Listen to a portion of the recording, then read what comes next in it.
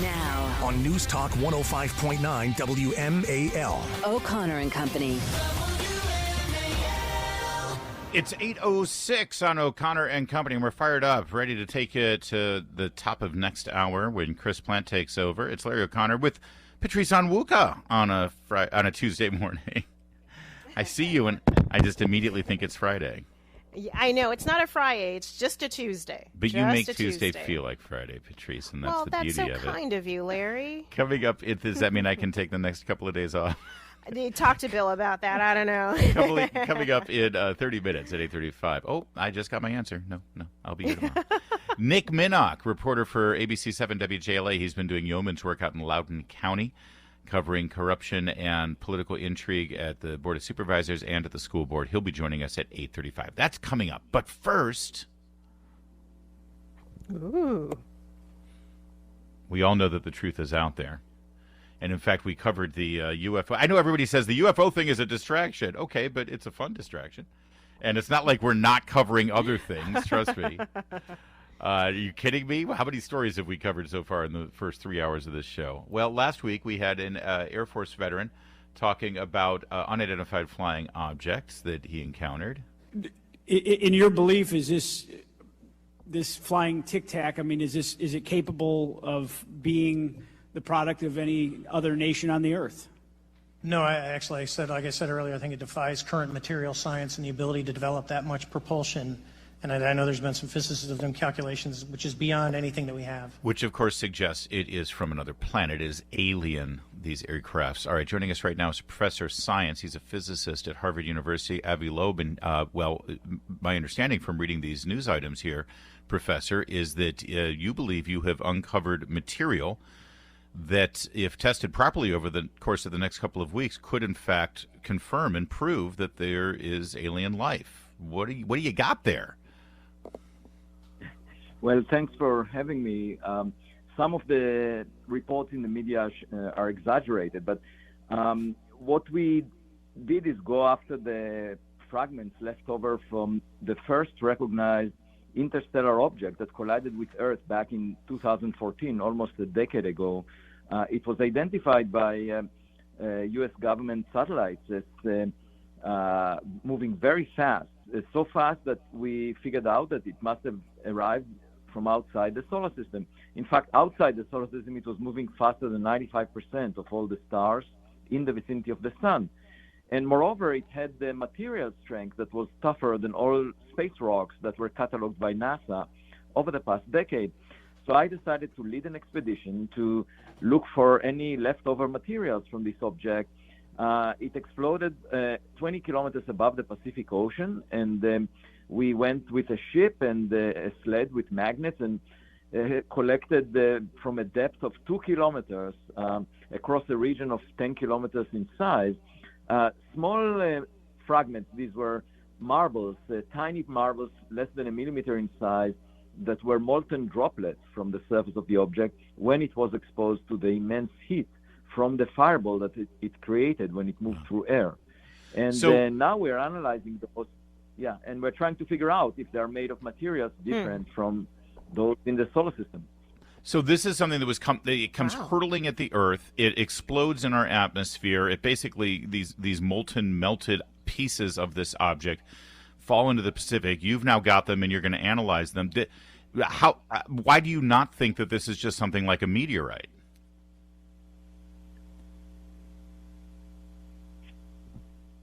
Professor? Well, the qualities of this object were different. It survived down to the lower atmosphere of the Earth, implying that it had material strength far greater than all the rocks that we are familiar with, even more than iron meteorites.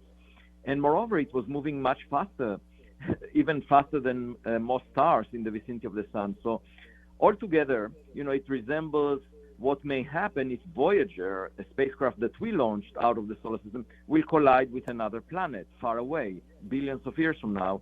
It would appear as a meteor, but of different qualities, faster than usual, tougher than usual, because it's made of stainless steel. So that's exactly what we're trying to find out, whether the droplets that we recovered from the surface of the object indicate that its composition is different from solar system materials, and moreover, may be technological in origin. Does it have abundance of elements that, for example, you find if you melt computer screens or melt semiconductors or melt anything technological? So we're speaking with Harvard professor Avi Loeb. You know, Professor, you've obviously you've seen a lot of the recent coverage, including congressional hearings about unidentified flying objects and whatever terms we're using to about them now. Do you give those reports any credence whatsoever, or do you think what's most likely is the material that you are analyzing that could be of alien origin? Well, that's the fundamental question. Will we find what lies outside the solar system, first from the bottom of the Pacific Ocean or from Washington, D.C. through politicians? It's not obvious to me which one would be first because, the skies are not classified, the oceans are not classified. We can study them, whereas there are lots of layers of bureaucracy in government.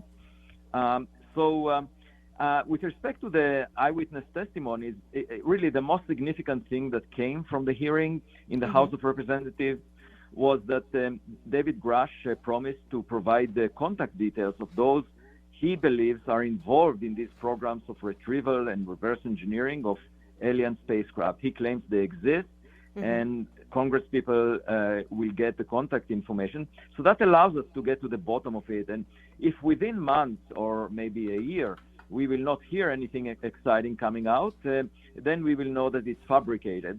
However, if there is something behind it, we'll get to the bottom of it. So that's good news.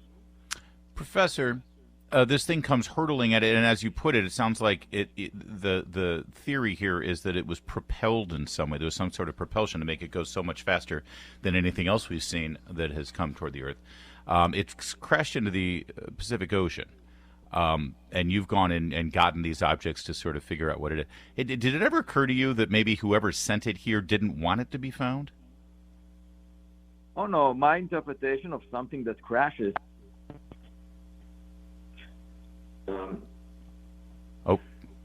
you see the aliens... The aliens are intercepting. Sorry, no, my interpretation of something that crashes into the Pacific Ocean is that it's not functioning anymore. It most likely is space trash. The way that the Voyager will be once it goes into interstellar space. It will not be functioning anymore. It will take 10,000 years for it to leave the solar system, the outskirts. I know that you're very curious and you want to... I'm just saying, it never occurred to you that maybe you should just leave well enough alone. I don't think that we are that interesting to an outsider far away, frankly. We came to exist only a few million years ago. This journey took probably billions of years, not millions of years. So we were not around when this journey started. And even now, we are not very far from the animal kingdom, the way we behave. So, oh boy! So they're monitoring us, and they're so obsessed over Prince Harry and Meghan Markle. Let's give them another couple thousand years till they advance some more. That's fair, Professor. All right. Well, listen. When should you expect to have your findings? Within a month. All right. Okay. We'll look for it. I'm sorry we're having some interruptions on our connection. But we'll touch base with you, and we will look keenly at what you discover about these objects. Avi Loeb, Professor of Science at Harvard University. It is 8:15, now WMAL Traffic and Weather. Oh, yeah, it's Critter News time, Patrice Onwuka, and we got a whole potpourri, a cavalcade, a menagerie of Critter News. Let's start with herd? A herd? Sure. I've heard about this herd. A herd of goats stopped the president's motorcade, President Trump's motorcade, I should say, as on his way to his Bedminster Golf Club in New Jersey. There's some great overhead footage of this. They got the choppers following Trump wherever he goes, and as they were headed up, this giant herd of goats just said, you're the former leader of the free world, you're the former president of the United States, you're running for president now, but if goats are going to cross the road, goats are going to cross the road. I mean, it's ducks cross the road all the time. Yeah. I just got to stop and be patient. You think he asked the Secret Service to go out there? Can you take care of the goats, please, so we can move along? It's like, you don't want anything to do with these guys. You don't want to mess with goats. They're nasty creatures. But they are very delicious. They are very good. Cooked low and slow. Yes, they can be tough otherwise. The goats eventually moved. The SUVs made their way. So there you go with the goats. Now, you may have a dog for protection and security in your house, but how effective is your dog? You might want to look at that. Out of San Diego, there's security footage. A man had a security camera set up in his garage, and he has footage now of a dude breaking into the garage. There's a dog in the garage, a big dog, like it looks like a yellow lab to me. Yeah. And a golden retriever. There you go. And this guy who's breaking into the garage basically stops, pets the dog, plays with the dog, goofs around with the dog, and then steals the bike out of the garage. Here's the report. No. But a golden retriever got some hugs and a belly rub out of it all. It doesn't surprise me. One neighbor in Pacific Beach isn't surprised by this video. Just before 11 p.m. on July 15th, a man entered the garage that was open and well lit. Seconds after, the man found his item of choice to steal, and in comes a golden retriever. Hi, buddy. Amid stealing the bike, the alleged thief stops and plays with the dog. Hey, buddy, how's it going? The dog comes in. Hey, buddy. Hey, come on. You start playing fetch with the dog. And see, dogs love everybody. What's the point? Some dogs, not every dog, Larry. Well, that's the kind. If you want a security dog, you want a dog who doesn't love everybody. You don't get a lab, apparently, a golden retriever. All right. Meanwhile, there's a search for the Loch Ness monster. We just talked about this alien spacecraft. Well, what about the Loch Ness? I thought we were done with the Loch Ness monster. I thought so too. I thought that was debunked. Well, up in Scotland, they're actually planning the biggest Nessie search in more than 50 years. It's financed, and they're going to follow it. And I think it's just a tourist trap to get people to go visit Scotland. That's exactly what it is. Can we go look for a Bigfoot while we're at it? Oh, speaking of Bigfoot, so out in California, there is a giant, and I mean giant bear. This guy is huge. They call him Hank the Tank. He's out of Lake Tahoe, and he's been linked to 21 home invasions. He breaks into houses and does all this property damage, obviously looking for food. They've finally captured him, and now they're trying to figure out what to do with him. Put him down. I can tell them that. That's easy. Well, he hasn't attacked a human being. Usually that's what happens. When they attack a human, then they put him down. But, oh, by the way, she. Why I don't know why they call him Hank the Tank, but it's a woman. Why not a wait woman, until a female. why wait until Hank kills somebody or attacks someone? Just put Hank down. Well, there are enough black bears. Hank has been safely immobilized along with her 3 cubs as of this weekend, and they will determine what's next. And finally, gnats. Gnats are everywhere. Down in Richmond, they were having an event, the first 804 Day celebration, and gnats, swarms of them. See, a little gnat all by itself is no big deal. But you get, 10,000 of them all moving together. This is like of biblical proportions. This is an Exodus moment. And it disrupted the entire thing. The bugs swarmed the event right at dusk while people were enjoying their food and their live music. And they ended up having to, it disrupted the entire thing. They had to sort of call it. Well, they didn't end the event, but a lot of people left because the gnats were so. And have you noticed more gnats this year than usual? No. But I have one word for this story. Don't tell me about gnats. I tell you about cicadas. Do you remember the cicadas from last year, a couple of years ago? Oh, they were insane. Those were the ones that are a little tiny gnat. Come on now. Well, cicadas are just they're big. Cicadas are huge and they're gross. They were, but they're exactly. But they're loud. They don't really do anything. Well, no, actually, they fly. They hit you in the head. The baseball players were getting dive bombed. That's true. And my car got absolutely dive bombed. Okay. Oh, you're every right. time I Cicadas drove through the neighborhood, your whole windshield, it's like they're spraying you with their bodies. They're kamikazes. Well, gnats have taken over the studios at WMAL as well. They have. Oh no. For some reason, the gnats are everywhere, and they're coming after News Talk Radio 105.9 WMAL, so you might want to steer clear of the certain corridors of the studio. It's 8:23, and that means I want to tell you about selling your home. 58 in Olney, 72 at Reagan National. I'm John Matthews on News Talk 105.9 WMAL. Now on News Talk 105.9 WMAL. O'Connor and Company. 8:37 now, wrapping up our 4-hour extravaganza strong as we take you to the Chris Plant Show coming up in 30 minutes. It's Larry O'Connor alongside this morning's champion, Patrice Onwuka. You've been doing yeoman's work here this morning, Patrice. Thanks for being here. It's a pleasure. It's not work when you love it. Well, it's definitely a pleasure to have our next guest, Nick Minock. We've been quoting his work quite a bit here on this program. He's been covering so much in this area, as a great local news reporter would do, specifically the stories coming out of Loudoun County, not just the school board issues that we've discussed quite a bit here, but also the latest involving the Board of Supervisors and what appears to be at least an ethical and moral misuse of tax dollars for overseas junkets, if not actually a legal problem for Phyllis Randall and Supervisor Julie Briskman. Neil Minock, thanks for joining us, and thanks for doing such great work. Hey, thanks for having me on this morning. Is there still a question as to whether this was legal or not, whether this was the appropriate use of funds? I know that there's not a law against it, but that doesn't mean necessarily that it's the right thing to do. Right. So a couple questions here. I know you had Virginia Attorney General Jason Miyares on your show. Maybe it was last week, and I think he was asked that question. And he explained the process of the first question you asked, which is it legal? And I think he said that it's the Virginia State Police that would have to come in and investigate a public official, and that's typically the process. And then from there, if any charges were to be brought forth, it'd be coming through the state police, and then perhaps the Attorney General would investigate. So I've been asking those questions, too, from the AG's office. They say they can't comment, so it'll be interesting to see if there is an ongoing investigation. I know there's probably going to be in September some legislation brought forward at the Board of Supervisors level to rein in this taxpayer-funded travel. Supervisor Kristen Umstead is going to propose something.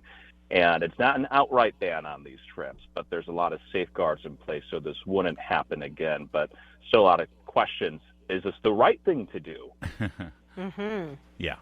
And, Nick, you got the soundbite of all soundbites, I think, when you had a one-on-one with Board Chair Phyllis Randall, and you pointed out, said, listen, there are cabinet-level officials who don't fly on this super elite business class that you flew on.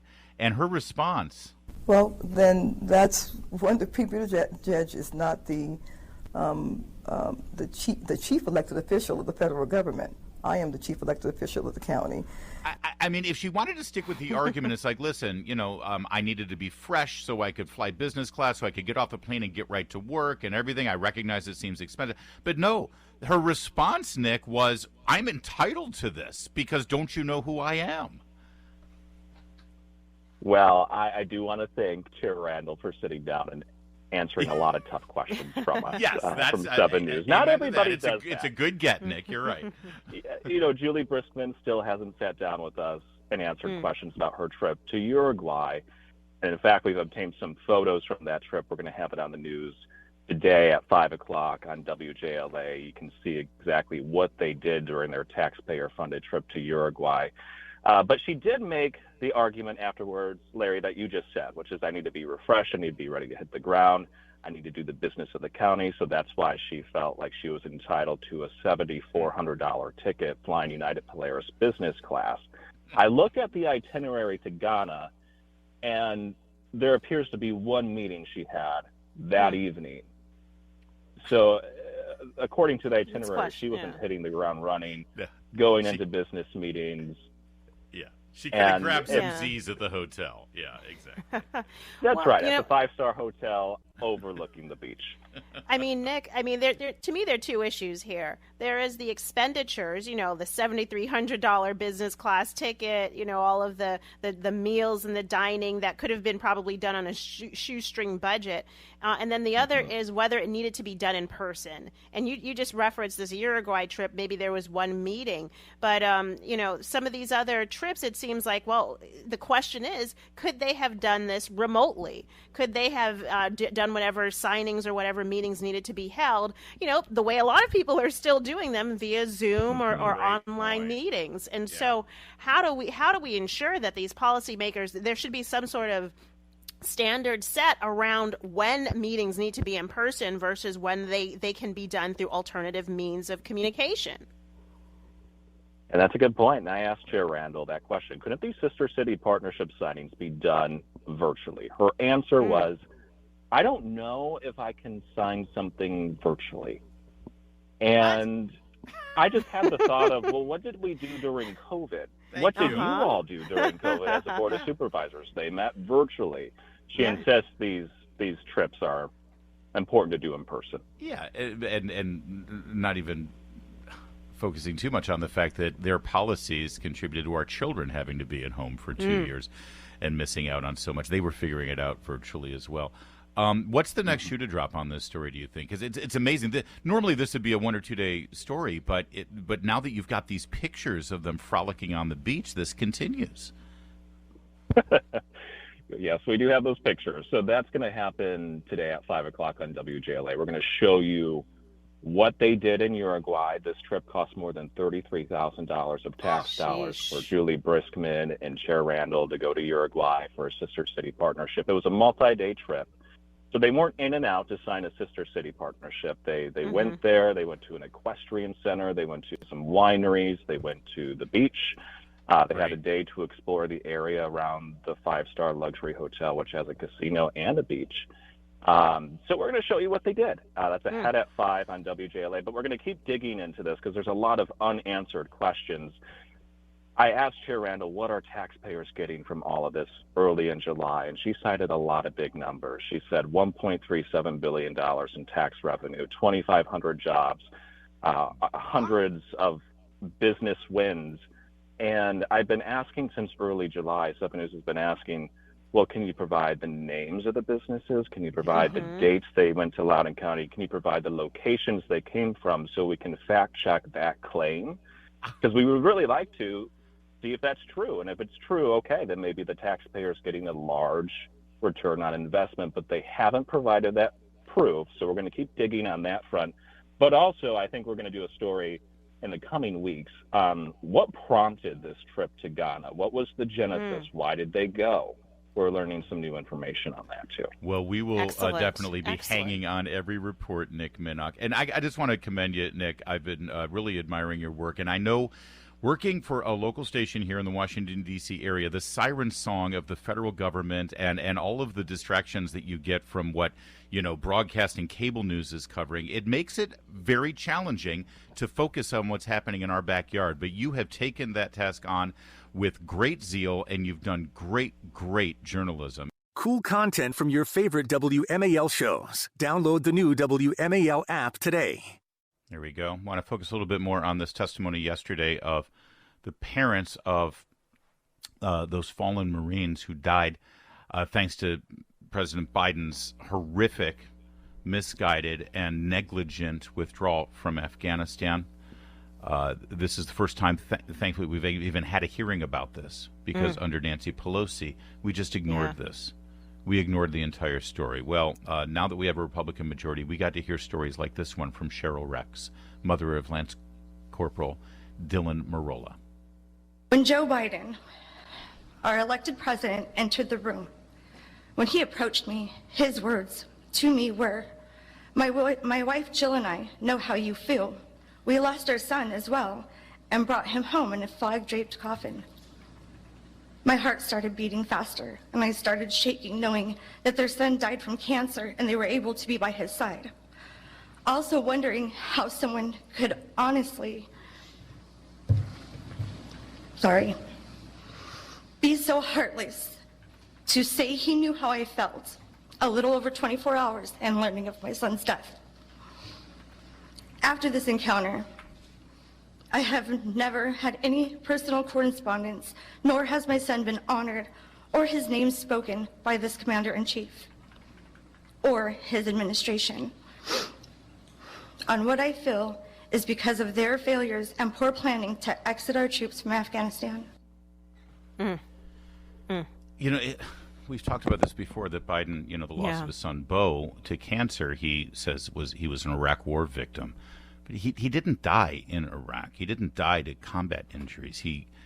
As she says, Joe Biden was able to sit at his bedside and at his death. She didn't get that benefit. It's despicable. And by the way, this isn't getting covered anywhere else on the media. Remember when, being cruel and inhuman to Gold Star families was a big deal in this country? And there were segment after segment in a lot of outlets. I just have to say that President Biden always makes it about himself. In that moment, he needed to make it about the loss that this mother was experiencing, and he could have thrown in an apology for his policies. Yeah, thank you, but no, there's no apologies here, never. Here's one more, just quickly. In closing, I'm calling out Secretary Blinken, Secretary Austin, General Milley, General McKenzie, Lieutenant Colonel Whitehead, who could not give the order to the snipers to take out the bomber before he detonated his vest, and ultimately the president. Do what our son did. Be a grown man. Admit to your mistakes. Learn from them so that this doesn't happen ever again. Amen. It's 8:52. That's a wrap, Patrice. Thanks for being here on a Tuesday. We'll see you Friday. Sounds good. Mercedes Schlatt back tomorrow, and up next it's Chris Plant. Look at that, it's Chris Plant. Say, what do you make of that anyway, huh? Yeah. Right. What do you say? I was enjoying your big radio broadcast this morning. You and Patrice, wonderful as always. I wish I had more time for all of the Gold Star families that testified yesterday. It's great stuff. It is great stuff, and I have some of that myself. And good. And then the rest of the crazy. And the FBI, 2 more black guys for the FBI today alone. The hits just keep coming for the FBI. I got to tell you. And of course, the Biden family corrupt.